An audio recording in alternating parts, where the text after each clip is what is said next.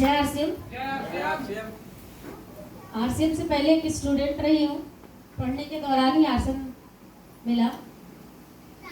पढ़ने पढ़ाने दोनों काम करती थी, क्योंकि मैं एक बहुत ही कह सकते हैं कि बहुत गरीब परिवार से निकल के आती हूँ। ऐसे परिवार से जहाँ मेरे को 10 रुपए के लिए भी सोचना होता था, जहाँ मेरी दोस्त 10 रुपए का गोलगप्पा गुपचुप खा लिया करते थे, मैं उस 10 रुपए को बचा के रखती थी, इसलिए कि मेरे को वो भाड़ा किराया में काम आएगा। मैं बहुत गरीब परिवार से भले ही रही। मेरे पापा 2000-2500 रुपये में पूरे परिवार का भरण पोषण करते थे, वही इनकम थी हमारी। लेकिन कभी भी उन्होंने पढ़ाई से हम लोगों की कोई समझौता नहीं किया। इसलिए मैं अगर बोलती हूँ कि दुनिया में भगवान तो होते हैं, लेकिन अर्चना के लिए भगवान का नंबर दूसरा है, पहला नंबर उसके पिता का है, जिन्होंने उनको ऐसी स्थिति होने के बावजूद मेरे को MSc तक पढ़ने की ताकत दी। 10th तक, मैट्रिक तक करवाने का जिम्मा पापा का रहा। उसके बाद मैंने पार्ट टाइम पढ़ाना शुरू किया और उसी खर्चे से पढ़ने लग गई। बचपन से पैसे की मैंने तंगी देखी थी, इसीलिए आरसीएम में भी आने का पहला जो कारण रहा था वो रहा था पैसा कमाना। जब मैं यहाँ देखी कि यहाँ लोग लाखों की इनकम ले रहे हैं, तो मैंने कभी इकट्ठा 1 लाख रुपए कभी मैंने देखे भी नहीं थे। और ये आरसीएम सिस्टम का देन है कि 1 महीने की हाईएस्ट इनकम 1,02,000 रुपए मेरे को आई। एक वैसी लड़की जो 5-10 रुपए के लिए सोचती थी, उसको आरसीएम ने 1 लाख रुपए दिए।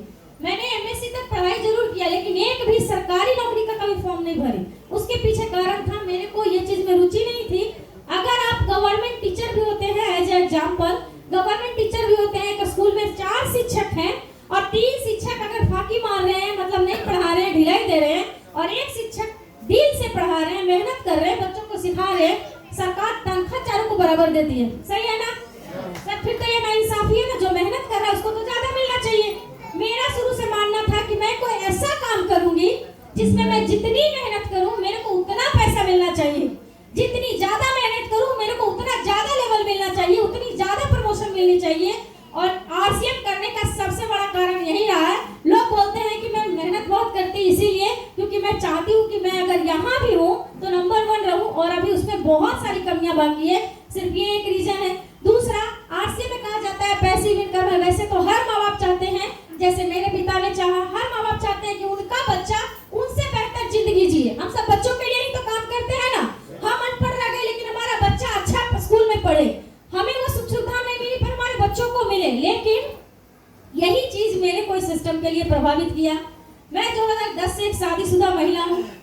मेरा एक 9 साल का बच्चा है और मैं नहीं चाहती कि जिस गरीबी की जिंदगी में अर्चना ने अपनी जिंदगी जी है, जिन कमियां मेरे साथ रही है, मेरे को भले ही धूप की गर्मी लगे, धूल लगे, ठंड लगे, कुहासा लगे, बरसात में भीगना पड़े, पर काम तो इतना करके इस दुनिया से जाऊंगी कि मेरे बच्चे का पैर का एक अंगूठा भी इस धूप में ना आने पाए, इतना उसके लिए छोड़ के जाना चाहती हूँ।